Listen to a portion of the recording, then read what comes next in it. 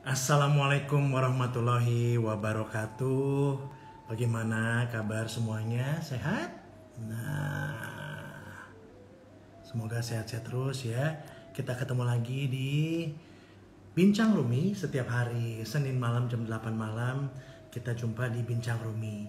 Dan hari ini kita akan bawakan topik, bolehkah kita menertawakan diri? Coba ingat, kapan terakhir kali kita pernah menertawakan diri kita sendiri?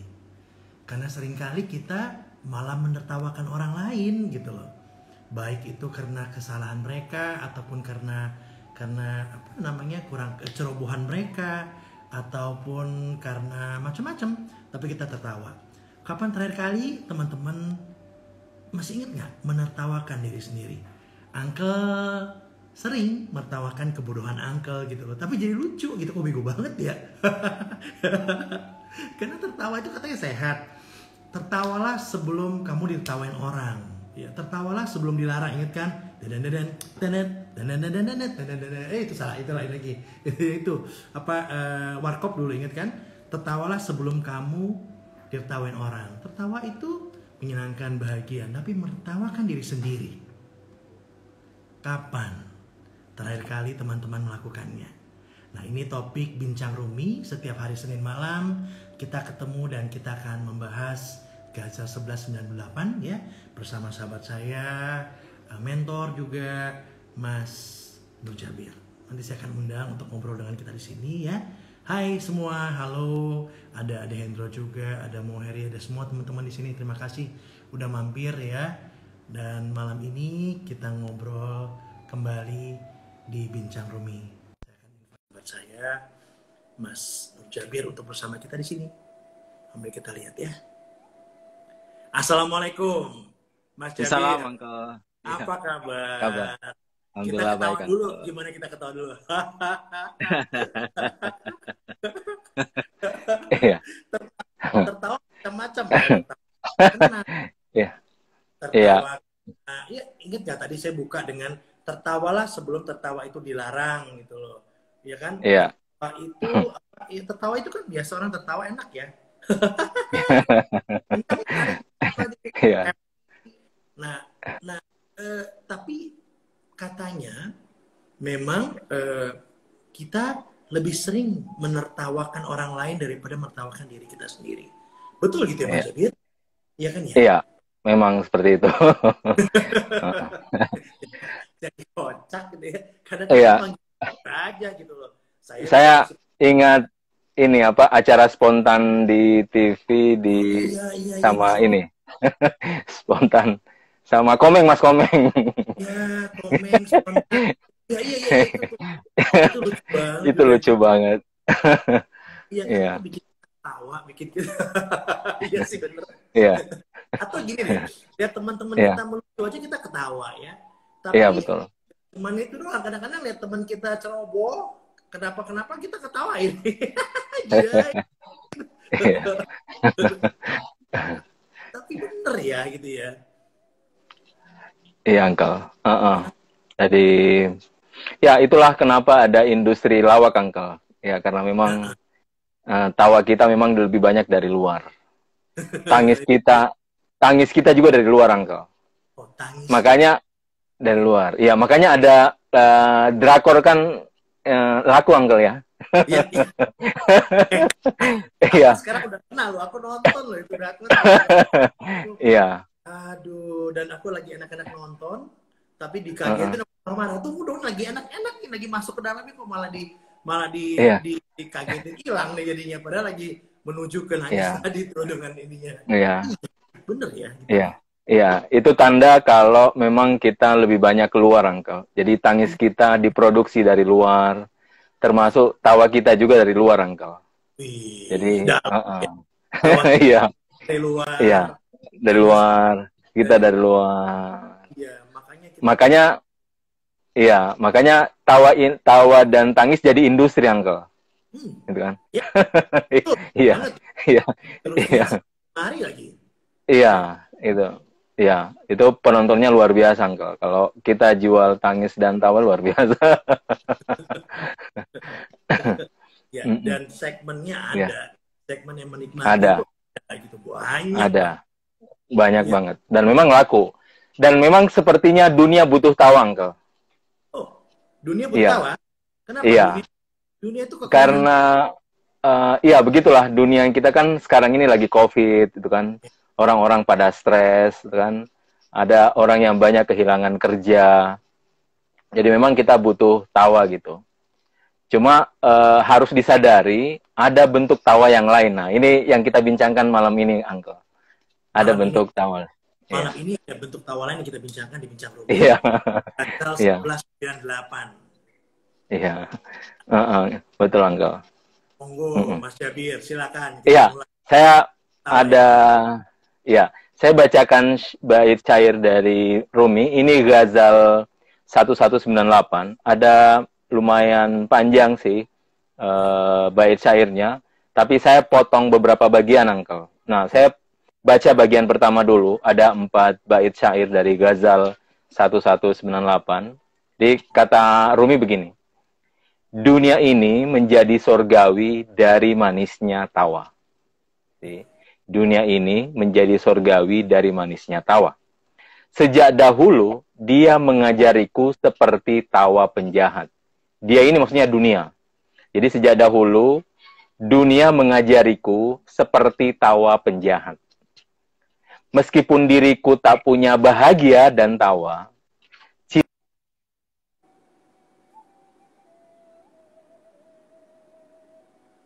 ya. Sinyalnya sedang terganggu sebentar. Rumi mengatakan dunia ini menjadi sorgawi dari manisnya tawa. Ya, dari manisnya tawa. Dan menurut saya itu satu ilustrasi tentang dunia, Uncle. Kan, tentang kondisi dunia seperti itu. Karena memang, ya, seperti yang kita bincangkan tadi, dunia memang butuh tawa, Uncle. Kan? Dunia butuh tawa, oleh karena itu tadi, dunia akhirnya menjadi sorgawi dari manisnya tawa. Dari manisnya tawa.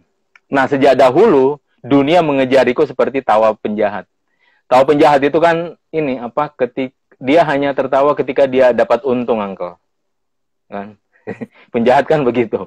Jadi ketika dapat untung baru dia tertawa, merayakan dan seterusnya. Nah, ya memang begitulah dunia. Tapi meskipun diriku tak punya bahagia dan tawa, cinta mengajariku bentuk tawa yang lain. Nah, ini inti yang ingin disampaikan oleh Rumi. Jadi meskipun diriku tak punya bahagia dan tawa, cinta mengajariku bentuk tawa yang lain. Jadi biasanya kalau orang jatuh cinta, Uncle, meskipun kita sedang sedih, tapi kita bahagia, kan?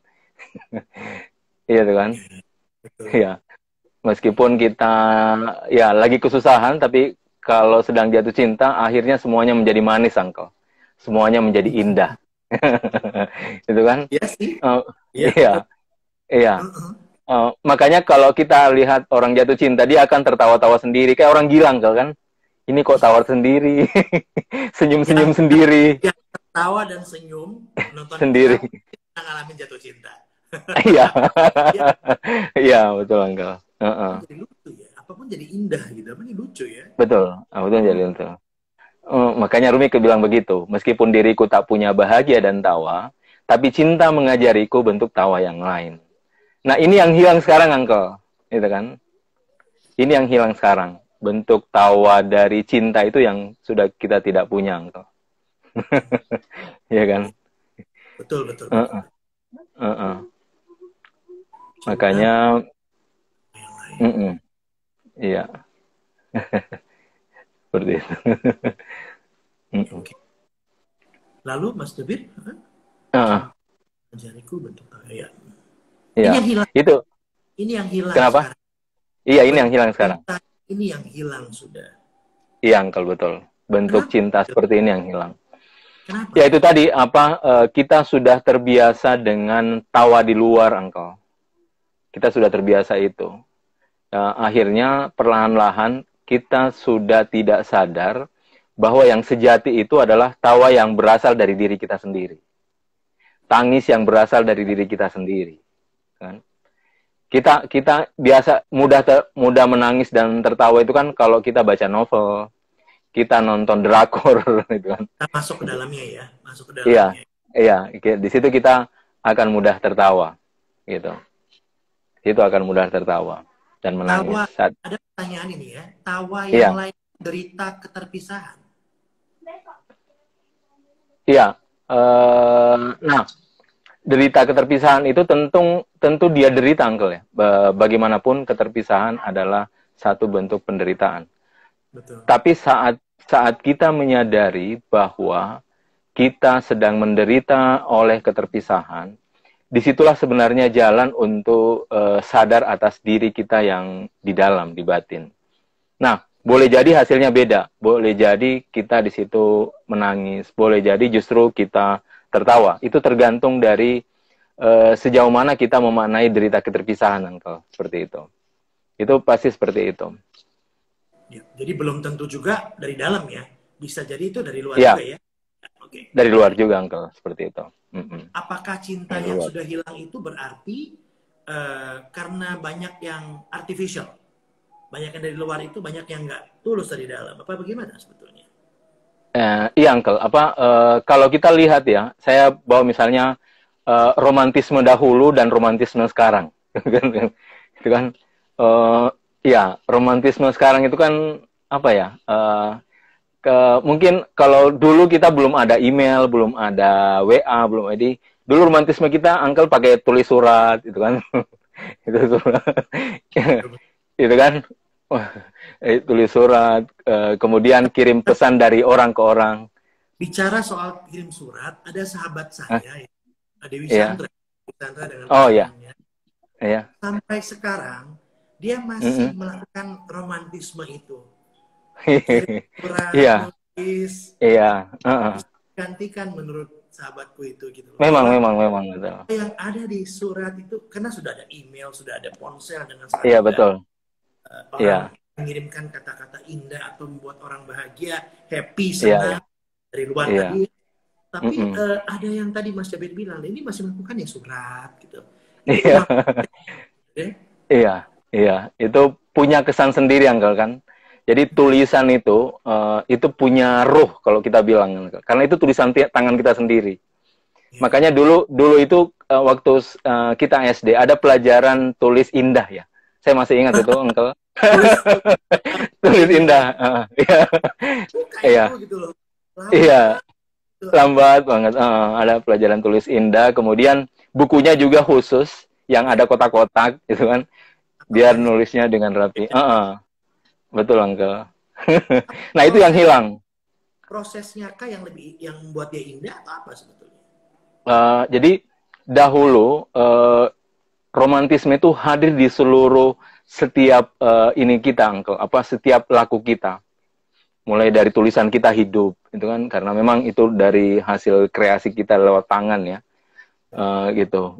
Bahkan dulu itu kalau Uncle ingat ada kisah yang sengaja menandatangani suratnya itu dengan darahnya misalnya. Sampai segitunya ya, ada. Iya, untuk menyatakan seperti itu. Nah, sekarang kan setelah digital masuk, jadi ada banyak perbedaan antara romantisme masa lalu dan masa sekarang, Uncle. Seperti itu. Dan iya kan? Itu satu bentuk tawa sendiri kan, Uncle, kan? Iya kan? Seperti itu. Nah, itu yang saya maksud, ada suatu yang bergeser ya. Kalau kita bicara romantisme dahulu dan sekarang, Uncle. Seperti itu. Film-filmnya juga begitu. Film-film yang dahulu itu menyajikan cinta itu benar-benar yang diinginkan itu ketulusan. Satu bentuk ketulusan cinta, Uncle, kan? Kalau kita lihat film-film yang dahulu. Apabila kita masih menonton ulang film-film itu, kita masih kena ya, masih kena gitu ya. Iya, masih kena, betul. Iya. Udah lama banget, lama banget. Pun sudah beda, ataupun caranya untuk berinteraksinya juga beda, semuanya menyatakan. Iya. Tapi film yang ini nah gitu. Oh, aku ngerti. Ya, cinta ngajarin, oh ya. Iya. Itu yang mulai hilang. Jadi cinta mengajariku bentuk tawa yang lain, Uncle. Itu. Nah, mungkin sekarang ini sulit ditemukan, Uncle ya, karena ya begitulah. Cinta lebih banyak dalam bentuk, bukan lagi saat ini cinta tidak lagi mengejar kemurnian cinta, tapi sesuatu di balik itu. Biasanya cinta hanya alasan, Uncle. Itu kan yang saya inginkan sebenarnya selain di balik itu, cinta itu hanya alasan seperti itu. Waduh. Nah, kena tuh. Siapa yang cinta? Mana larinya cinta sebenarnya itu? Nah, kita tanya diri kita sendiri ya. Iya, betul Uncle. Ya, monggo dilanjutkan. Iya. Kemudian raja hati memberiku hati sepenuh hati seperti matahari. Ini menarik Uncle. Raja hati memberiku hati sepenuh hati seperti matahari. Maksudnya dia benar-benar ketulusan. Ini yang saya maksud Uncle. Yang hilang itu ketulusan. Ya. Agar membuat semua orang tertawa sepenuh hati. Gitu. Agar orang semua tawa sepenuh hati. Saya menertawakan tiram karena mereka membuatku ngeri. Tugas kita adalah menertawakan penaklukan dan kemenangan. Ini dalam, Uncle. Ini maknanya dalam. Tapi untuk mendekatkan ini, ada kisah menarik sebenarnya. Seminggu yang lalu, ini kisah saya, Uncle. Jadi, ini bait untuk menjelaskan ini ya. Saya menertawakan tiram karena mereka membuatku ngeri. Jadi, minggu lalu itu saya berkunjung ke rumah teman. Nah, tetangganya itu ada anjing, Uncle. Ada anjing. Jadi pas saya mau ke sana, itu anjingnya dikejar, Uncle. Dikejar. Jadi waktu saya pergi dikejar,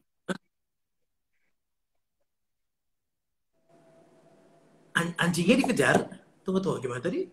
Dia mengejar, anjingnya mengejar saya, kawan saya. Jadi saya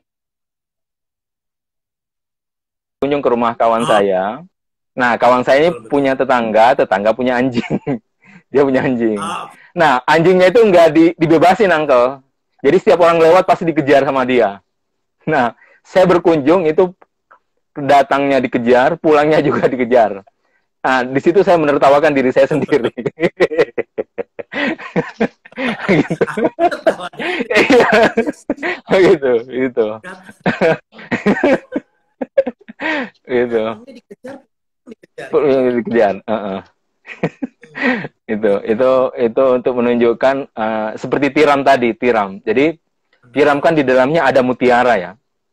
Ada mutiara. Tapi untuk meraih mutiara itu, tiram itu luar biasa, dia harus dipecah, dihancurkan, kemudian orang mengambilnya. Nah, itu kita tertawa tapi satu sisi itu satu bentuk kengerian. Ngeri itu kan. Sama saya dikejar anjing, itu ngeri kan kerja anjing, tapi setelah itu kita tertawa sendiri. Itu. Iya sih. Kenapa kita lari? Kita iya. Takut, Iya. Ya takut dikejar gitu loh. Oke. Gitu. Banget dalam sekali ini. Iya. Itu Uncle. Cuma yang menarik ini yang pertama, Uncle. Raja hati, itu raja hati maksudnya Tuhan. Jadi raja hati memberiku hati sepenuh hati. Sepenuh hati maksudnya dia ketulusan. Jadi ketika Tuhan memberi, dia memberikan apa adanya.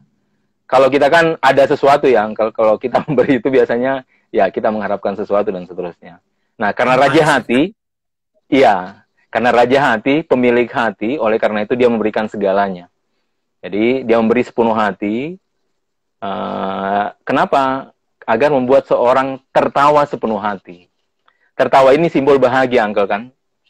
Jadi ketika orang bahagia, apakah dia senyum ataupun tertawa? Itu. Jadi ketika ada rezeki Tuhan datang dalam diri kita, kita bahagia, gitu kan? Dan bahagia kita sepenuh hati, Uncle kan? Ketika itu pemberian, karena Tuhan selalu memberikan sesuatu yang tiba-tiba kan? Yang kita ingat ya, yang tiba-tiba. Kalau rutinitas itu biasanya kita tidak ingat, Uncle. Iya, itu. Kalau rutinitas kita, tapi kalau tiba-tiba kita anggap keajaiban. Gitu. Keajaiban.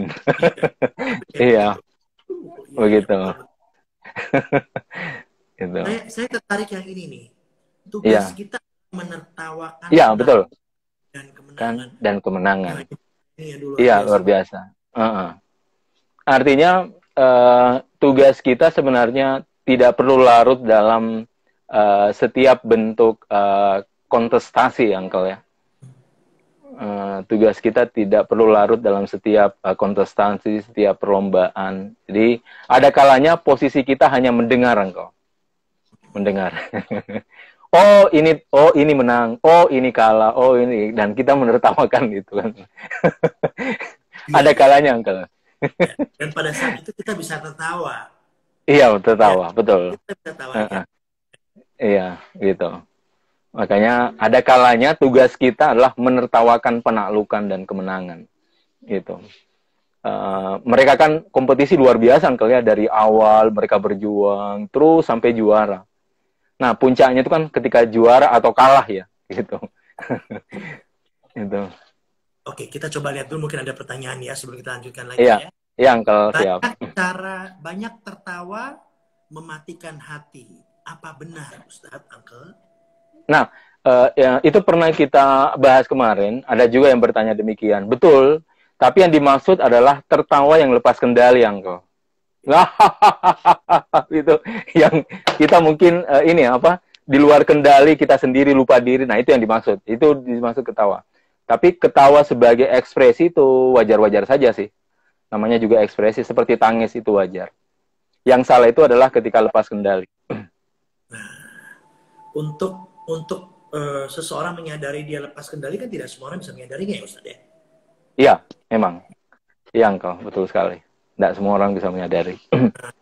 Jadi inilah dituntut kita untuk bisa menyadari apakah tertawa kita itu lepas kendali atau tidak ya. Jadi begitu ya, Din. Ya, ini tadi dia jawab, dia bertanya. Lalu berikutnya, sebentar saya coba lihat lagi sebelum kita lanjutkan, karena biasanya love breaks my bones and I love it. Iya. Iya. Terus kemudian aku masih sering menulis surat pakai tangan untuk sahabatku apabila mengirim paket atau hadiah. Benar bahwa itu memiliki ruh. Iya. Olivia menyatakan bahwa dia masih tulis karena pada saat dia memberikan itu dia merasa bahwa itu ada ruhnya gitu loh. Iya, betul. Dia rasakan gitu, mungkin kayak gitu. Iya, iya. Tapi kalau kita ngasih orang bingkisan ataupun hadiah ataupun hantaran ya, tetap harus ada, masih ada harus di bulan sekedar, entah itu small card dengan tulis ataupun apa, rasanya kok kurang ya kalau kita tidak mengasih itu ya, Mas Jabir ya? Iya, betul, Uncle, betul. Betul. Yang hilang itu biasanya Idul Fitri, Uncle. Dulu itu kita ingat sekali. Iya, itu. Broadcast message. Iya. Dan itu Kompas. Kompas, betul. Iya. Kalau kita nggak balas satu-satu, ini luar biasa, 2.000 kontak, 3.000 kontak. Kalau kita balas Kompas ya sama aja dong berarti. Iya, Uncle. Ulang tahun, Mas Jabir. Iya. Lalu ulang tahun ya. Iya. Itu rasanya 8 hari untuk membalas itu semua pelan-pelan. Iya, Uncle. Capek memang, tapi saya betul-betul menghargai orang yang memberikan ucapan selamat secara langsung. Jadi mau nggak mau ya, saya coba membalasnya sebisa saya sih gitu ya. Iya, Uncle. Tapi betul. Ya itu rasanya beda. Cinta mengajariku tawa yang lain. Bagaimana jalan tercepat agar kita tidak tersihir tawa penjahat yang diajarkan dunia. Badin.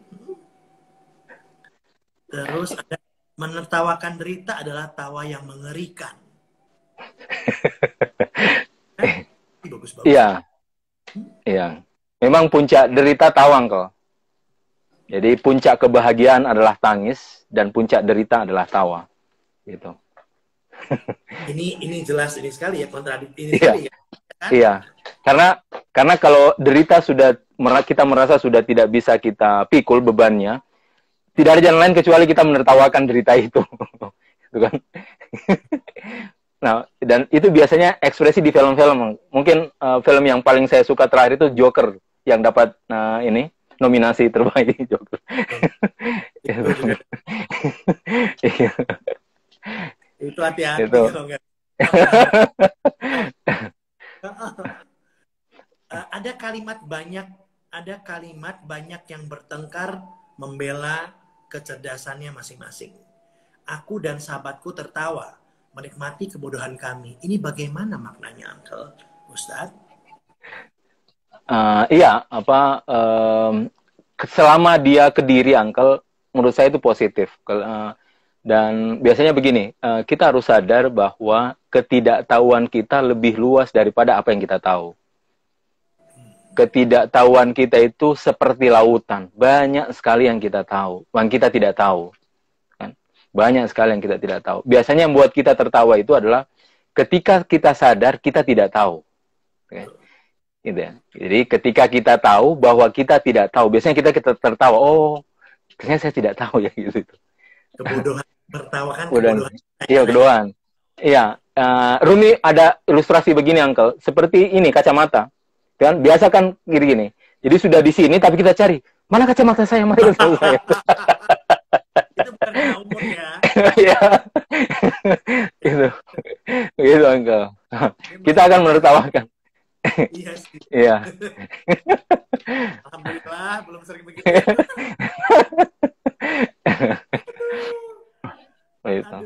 Aduh, tertawanya manusia lalai. Menarik.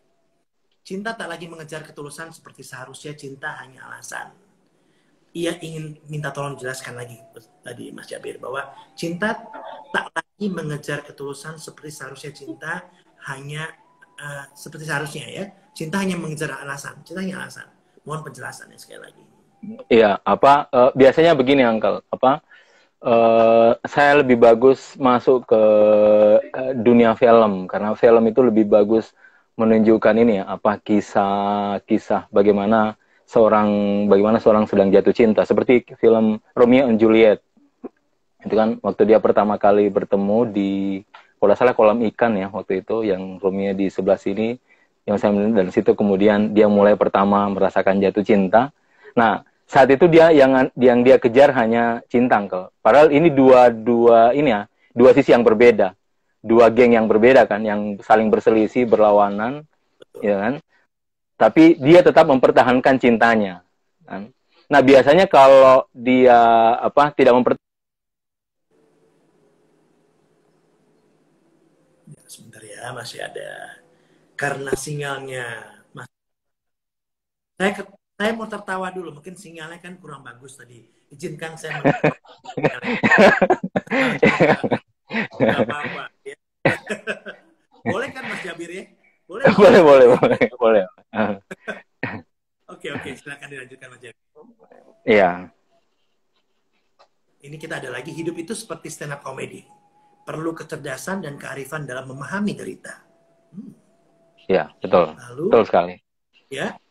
Menderita karena belum menikah, perlukah kita mengerti itu?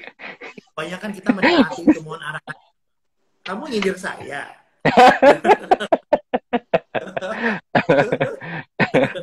Silakan. Iya. Enggak sih, itu tinggal keberanian aja sih, Uncle. Atau kemauan, iya. Kita minta kalau kita mirip Abu Nawas ya Ustadz, yang sering menertawakan dirinya sendiri. Apakah seperti itu? Ya, iya betul. Abu Nawas satu contoh yang paling bagus untuk bagaimana menertawakan kebodohan kita. Seperti itu. Jadi ada kisah yang bagus tentang Abu Nawas. Kisah ini saya pikir contoh yang paling bagus bagaimana menertawakan kebodohan. Kalau Abu Nawas kan konteksnya raja ya. Meskipun dia duduk di singgasana yang paling puncak, seorang raja, tapi ya dia kadang tidak tahu apa yang dia kerjakan gitu. Dan saat itu kita tertawa gitu. Nah, Abu Nawas. Iya. Apa yang dimaksud dengan tawa yang lain dalam syair Rumi di atas? Seperti mabuk cintanya Majnun pada Laila. Lalu, apa Tuhan menangis dan tertawa melihat kita, Ustaz? Di saat apa dalam kajian Rumi? Apa Tuhan menangis dan tertawa melihat kita? Nah, ini pembahasan mungkin panjang kalau kita bahas, Uncle. Karena begini, tawa dan tangis sebenarnya dimensi psikologi manusia ya. Dimensi psikologi manusia. Karena dia efek dari apakah kita menderita atau bahagia. Jadi efek bahagia adalah tawa atau senyum, efek derita biasanya tangis atau kesedihan. Efeknya biasanya seperti itu. Ya, secara psikologi. Nah, tapi kalau disematkan ke Tuhan, itu pembahasannya akan berbeda karena itu itu sudah masuk ke dimensi kewalian. Mungkin diskusinya akan panjang, Uncle, kalau kita masuk ke sana. Nanti Ya, saja karena ya pada saat iya, kita main. iya. Tapi kita Nah, membahas dulu. Mungkin kita mm. coba, bisakah saya mengatakan dalam konteks ketawa itu dianggap sebagai zikir untuk mendekatkan diri kita pada Sang Raja Cinta? Eh, bisa ada satu sufi di setiap subuh kerjanya cuma dua, Uncle, menangis tertawa lagi, spontan menangis lagi, spontan tertawa lagi. Itu karena dia menyaksikan satu sisi nama keindahan, satu sisi dia mengingat dosanya. Jadi saat dia mengingat dosanya dia menangis, tapi ketika dia melihat keindahan Tuhan dia tertawa, seperti itu. Itu ada sufi begitu, Uncle. Cuma kalau kita harus hati-hati, jangan sampai kita sembarang nangis dan tahu, Uncle, itu kita bisa sakit jiwa, Uncle. Kalau belum nyampe, ntar dulu Iya, ya. iya, iya, betul. Ya, saya baru mau nanya. Pernah sih kadang-kadang ya, kadang-kadang kita tangkin senangnya ngelihat ke begitu indahnya kebesaran itu, ya kita sempat sedikit kadang-kadang ya Ya, mungkin senyum atau senyum, ya betul. happy, Iya, secara psikologis kita bawa dengan ketawa iya. kan. Dan itu dimensi ketakjuban, Uncle. Nah Jadi itu kalau misalnya, ya, takjub. Jadi ketika kita misalnya di puncak gunung, lihat lautan luas yang indah, kemudian apa di sana ada gunung, biasanya kita takjub, Uncle. Tapi kan aku kita senyum-senyum, tertawa. ada gubuk kembar tuh di kaki gunung sana. Iya, Tempatnya iya, kampung, di kampung Mas Jabir, kampung banget. Tapi saya bisa iya. bangun pagi, nungguin matahari terbit, setelah saya sholat subuh, dan saya diam di situ doang sambil pakai segelas kopi, tenang-tenang. Begitu dia naik kuning dari biru, dari terang sampai hilang gitu, saya senyum aja gitu loh, Iya, Sama betul. kita ya, benar Takjub, punya, takjub. Iya, iya, takjub, takjub. takjub. Saya, Nah, wah, ya, masya Allah ya gitu-gitu ya, gitu doang. Tapi iya, saya menunggu iya. momen itu karena buat saya di sini menyenangkan sekali gitu loh. Betul, Uncle. Enak, takjub, Betul. takjub ya, kayak apa keluar biasaan Sang Halik ya, Iya, mungkin kali. itu lagi nanti terbenam lagi atau kita di laut Iya, atau bagaimana, besar banget ya ini ya, senyum aja di laut menyenangkan ya, kayak gitu-gitu loh mungkin. Tapi iya, buat hidup doang sih, itu lebih ke situ sih. Mudah-mudahan iya. belum belum terlalu ini. Kalau dikira ini lagi gitu ya. Tertawa yang arahnya keluar dari diri itu kesedihan sejati, yang kita sebutkan tadi ya. Kita Iya. udah kita lanjutkan mungkin tadi ininya. Iya, nah, saya akan lanjutkan bait syairnya. Suatu malam dia datang, berjanji dan mengajariku. Setiap subuh dan pagi, jiwa tertawa seperti pesulap. Jika mukaku masam, karena aku sedang tertawa di dalam. Itu kebiasaan petir ketika hujan tertawa. Ini potongannya, Engkau. Jadi, Bahasanya. iya, jadi suatu malam dia datang, berjanji dan mengajariku. Setiap subuh dan pagi, jiwa tertawa seperti pesulap. Nah, di sini yang datang sudah dimensi ilahi, dimensi kesucian. Jadi dia datang, berjanji dan mengajariku, sehingga setiap subuh dan pagi jiwa tertawa seperti pesulap. Pesulap itu kan tiba-tiba, Uncle, ya, tiba-tiba. Nah, tiba-tiba. Kenapa pesulap tiba-tiba? Karena dia kenapa kita tonton, Uncle, sulap itu karena kita selalu takjub. Oh, begitu ya. Kok bisa begitu ya? Itu kita takjub terus, kok bisa begitu ya? Dan kita kemudian tertawa. Nah, itu maksudnya. Kita kadang tertawa setiap saat ketika pesulap itu sedang memainkan perannya. Ya kan? Ya, kita takjub terus-menerus. Takjub, ada ketakjuban. Nah, tapi kemudian dilanjutkan, jika mukaku masam, karena aku sedang tertawa di dalam. Jadi ini sesuatu yang menampakkan antara luar dan dalam, kan? Luar dan dalam. Nah, itu contohnya apa? Contohnya kebiasaan petir ketika hujan tertawa. Ketika hujan, biasanya disertai dengan petir. Petir itu simbol dari muka masam, kan? Petir simbol yang muka masam, tapi itu asalnya dari mana? Asalnya dari hujan tertawa. Begitu, Uncle. Asalnya dari hujan tertawa. Ini simbol dari begini, Uncle. Apa? Ada suatu derita yang kita rasakan di luar. Kan, derita. Nah, seharusnya kita di dalam batin itu kita sambut dia dengan tawa di dalam hati. Kita sambut dia. kan. Memang kita awalnya kita cemberut, bermuka masam dengan derita itu, tapi setelah kita bisa memaknai, kita akan tertawa gitu. Jadi jika mukaku masam, nah karena aku sedang tertawa di dalam, seperti itu Uncle. Itu maknanya luar dan dalam. Iya. Iya. Luar biasa gitu. Oke, ada Terry juga. Hai Terry, terima kasih udah nonton kita di sini juga ya. Jika mukaku masam karena aku sedang tertawa di dalam. Tertawa. Tawa.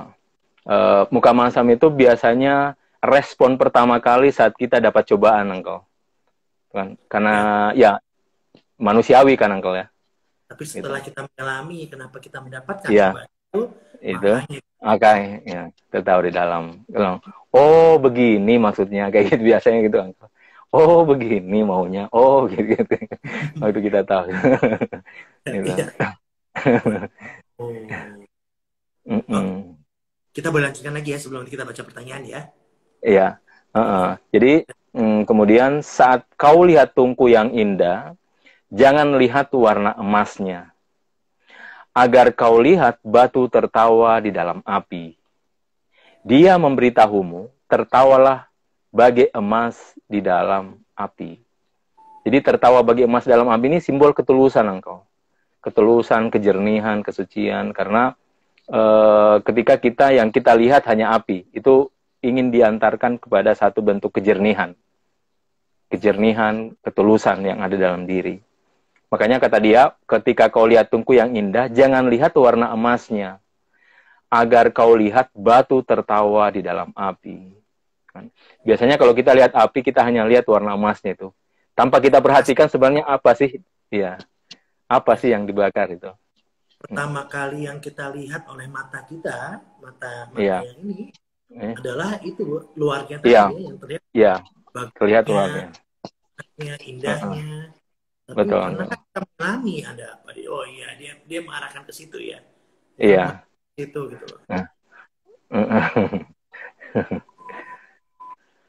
Nah, kenapa? Karena dia memberitahumu, tertawalah bagai emas di dalam api. Jadi emas dalam api itu warnanya sudah emas, ya emas memang warnanya begitu. Akhirnya yang saya lihat itu hanya kejernihan engkau. Kejernihan, ketulusan, kesucian pada saat itu. Nah, ini yang mungkin jarang kita cari, Uncle ya. Gitu.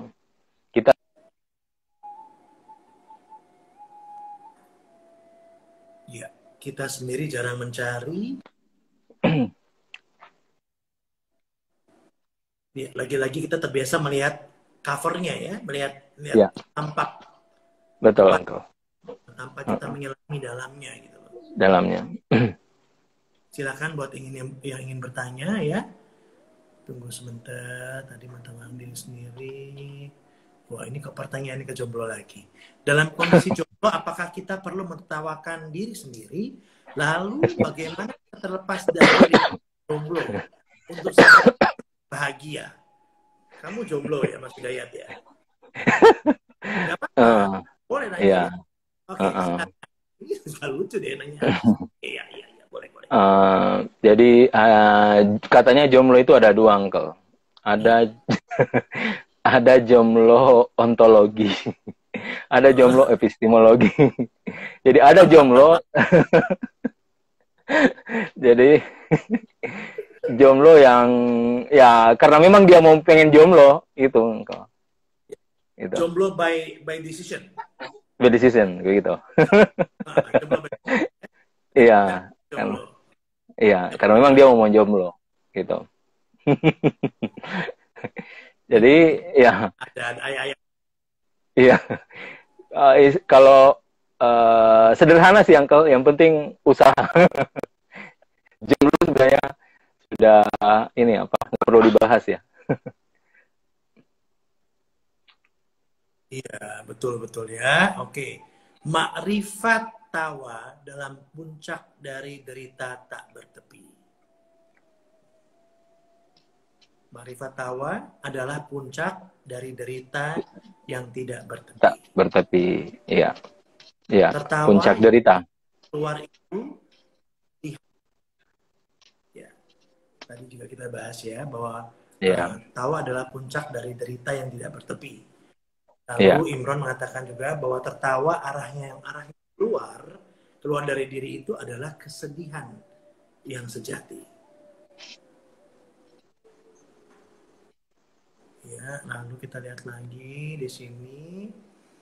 Saya sering melihat tertawa. Saya sering melihat ada tertawa siksa. Apa yang maksudnya tertawa siksa, Mas Jabir? Nah, enggak, ini tidak ada bedanya dengan tertawa dalam pengertian derita, Uncle. Tertawa siksa itu tertawa dalam pengertian. Atau begini, apa? Jadi dulu ada satu bentuk siksaan ketika orang di penjara itu digelitik, Uncle. Terus digelitik. Itu kan kita tertawa tapi merasakan derita. Untuk Gitu. orang yang tidak tahan dikritik ya. Iya, digelitik. Itu ada satu bentuk siksaan. Lalu ada pertanyaan berikutnya, cara terbaik untuk menertawakan diri adalah dengan menyelam dalam keindahan jomblo. Jangan, girl. Jomblo menarik banget ya buat kalian. Iya. Tapi jomblo ini tenggelam dalam lautan jomblo. Waduh, ini berapa banyak kan jomblo yang nonton kita ini? Nah, pada tertarik untuk ini cara terbaik. Coba kita tanggapi sebentar. Cara terbaik untuk menertawakan diri sendiri adalah menyelam dalam keindahan jomblo. Apa pendapat Iya. Mas Jabir? Nah, mungkin begini, di sini kan kesendirian dan kesendirian. Mungkin yang dimaksud jomblo ini kan lebih kepada pasangan ya. Pasangan jadi derita tak menemukan pasangan hati.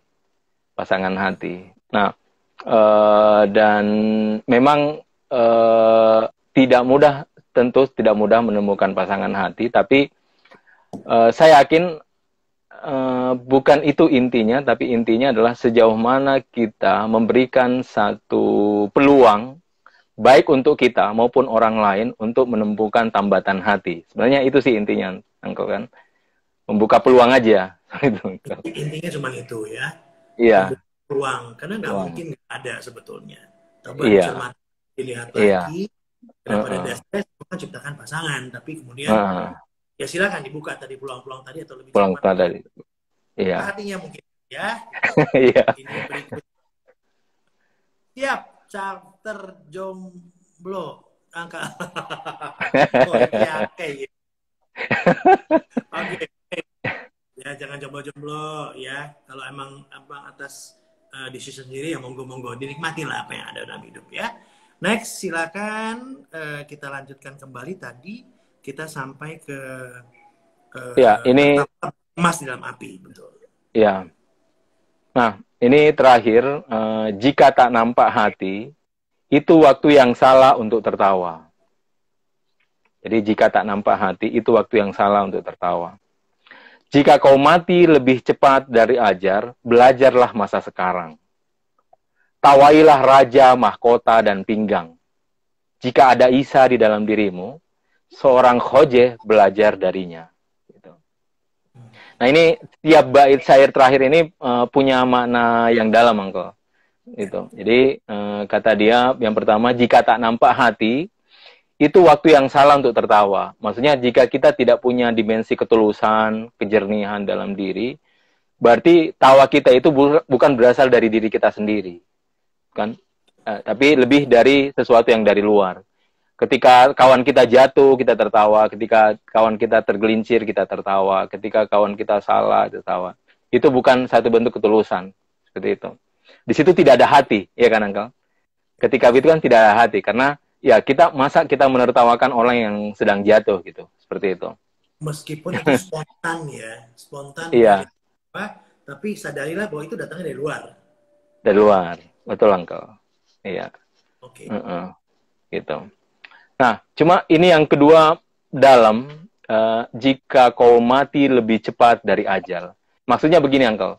Mati lebih cepat dari ajal itu maksudnya kita sudah tidak menemukan makna hidup. Kan? Jadi, saya pernah menerima konsultasi seorang ibu, usia 60 tahun. Saya mendengarkan keluhannya. Setelah lama mendengar keluhannya, saya cuma tanya satu hal. Ibu punya makna hidup tidak? Kemudian dia spontan menangis, Uncle. Menangis. Dia sadari, oh ternyata saya hidup 60 tahun, ternyata saya belum punya makna hidup ya. Gitu. Makna hidup atau tujuan hidup, Mas Jabir? Itu berbeda, Uncle. Makna hidup dan tujuan hidup itu dua hal yang berbeda. Kalau tujuan hidup itu boleh jadi kita sama, Uncle. Tapi makna hidup beda. Karena makna hidup itu sesuai dengan kita masing-masing. Fashion kita,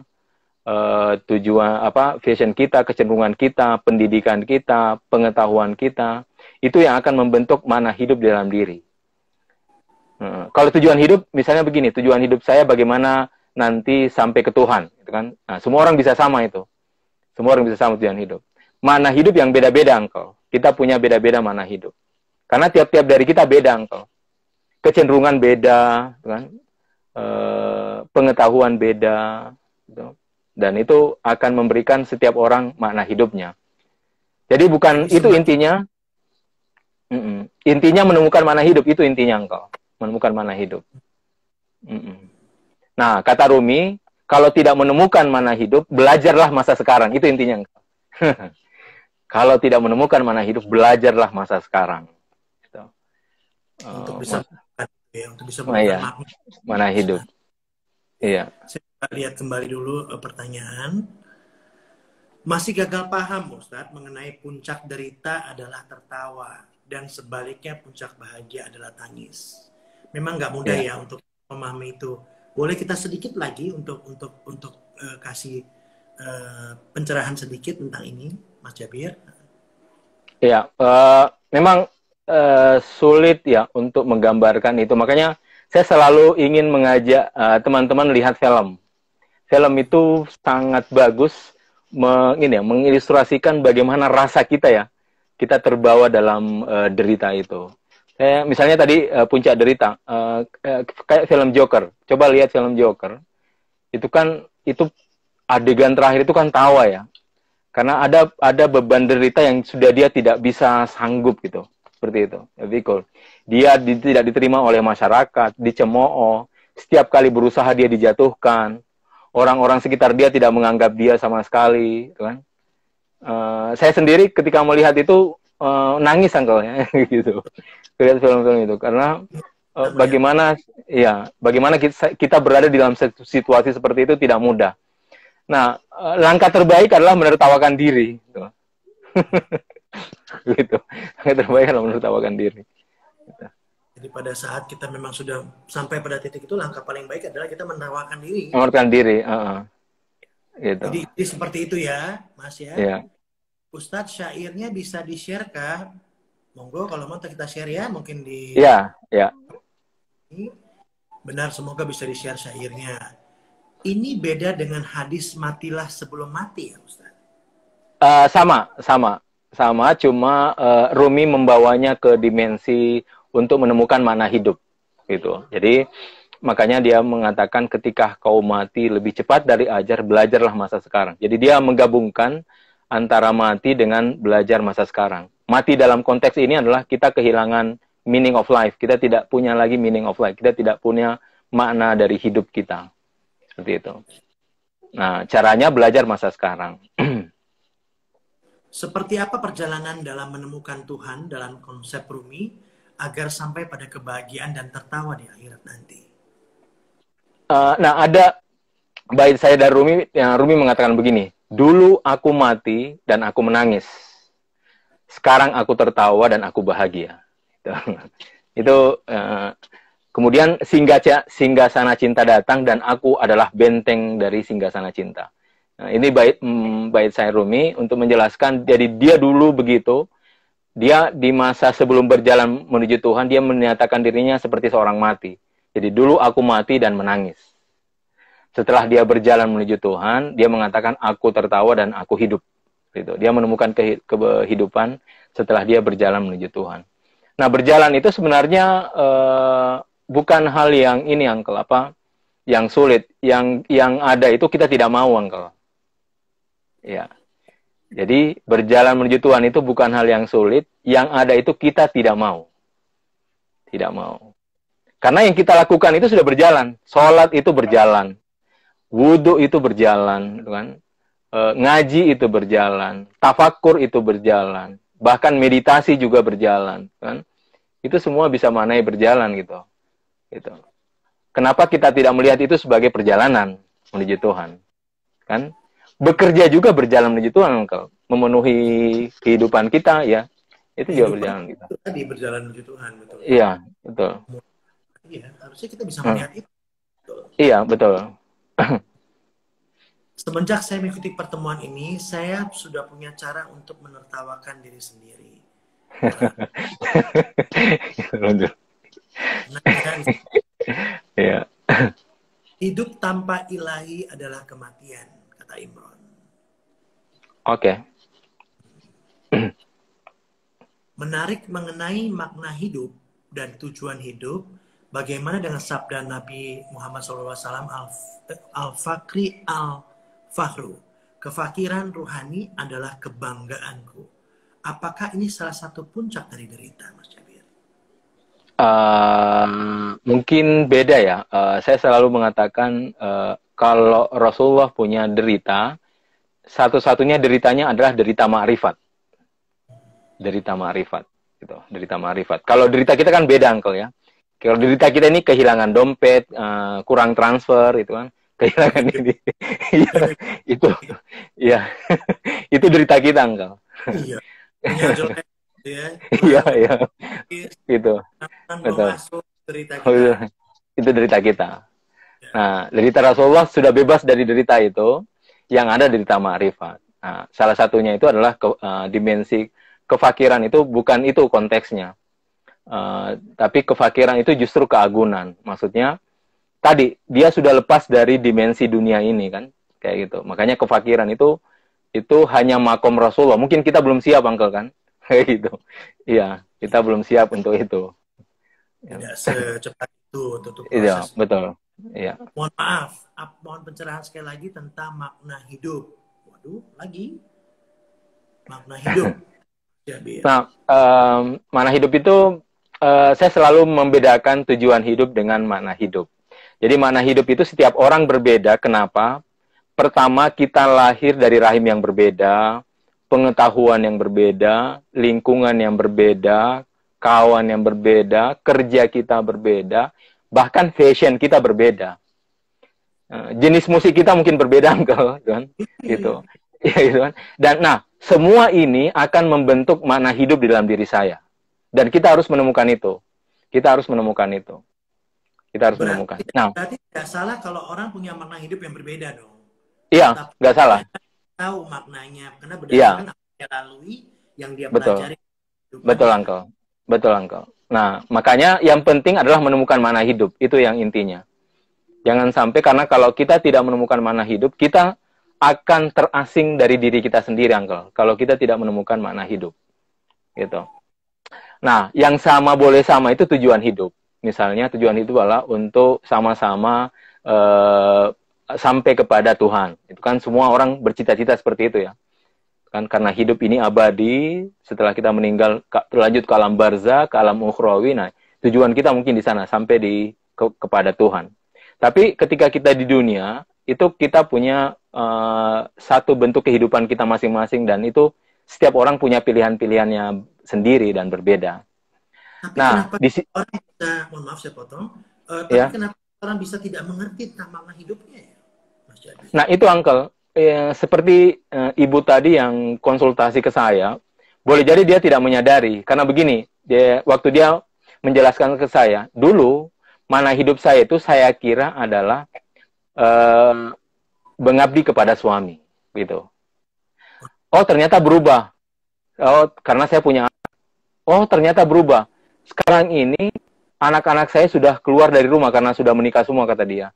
Lalu saya kehilangan makna hidup. Nah, itu, Uncle.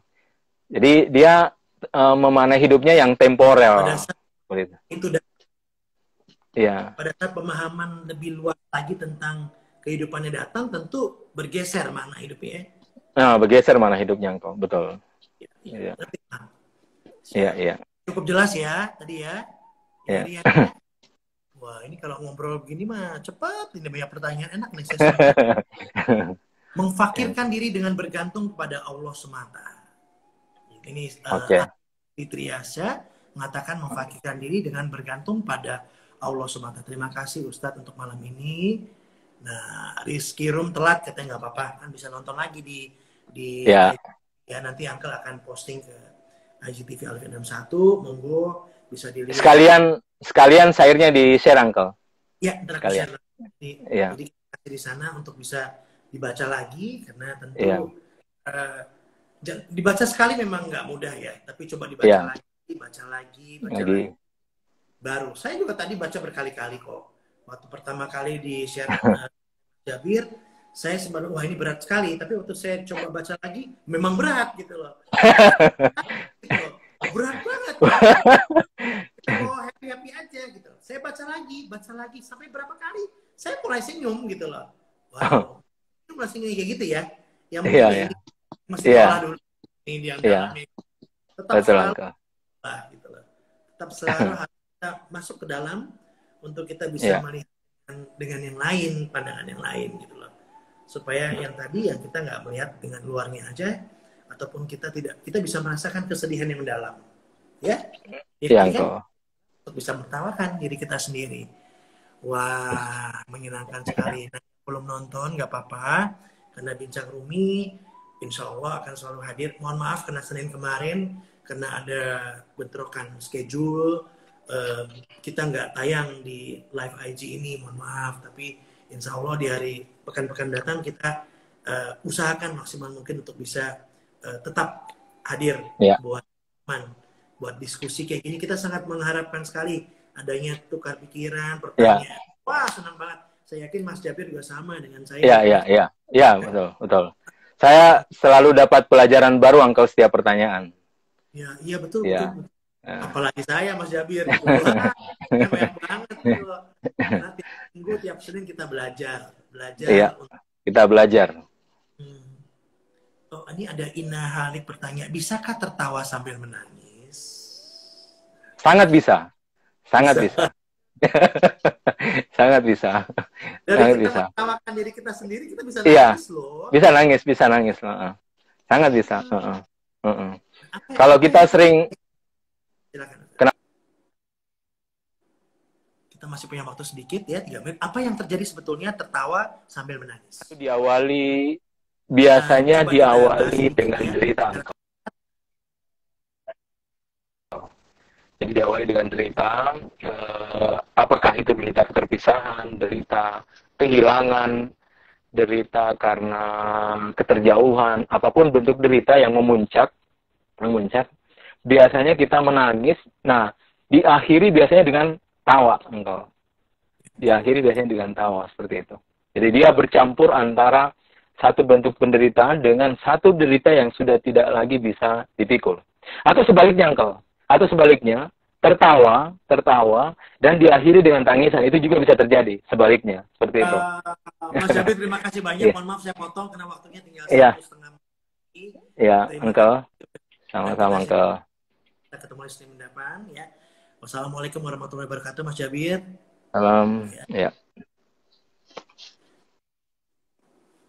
Ya, itu tadi Bincang Rumi. Di setiap hari Senin, Uncle tadi bilang bahwa kita akan selalu hadir buat sahabat-sahabat kita untuk membahas ghazal demi ghazal dan juga untuk ngobrol, tukar pikiran tentang puisi-puisi dan syair ilmiah. Insya Allah ya, mudah-mudahan bisa buat pencerahan buat kita semua. Terima kasih dong ya Senin ini. Jangan lupa bisa nonton kembali di IGTV Alvin Adam 1. Dan saya akan posting nanti syairnya juga.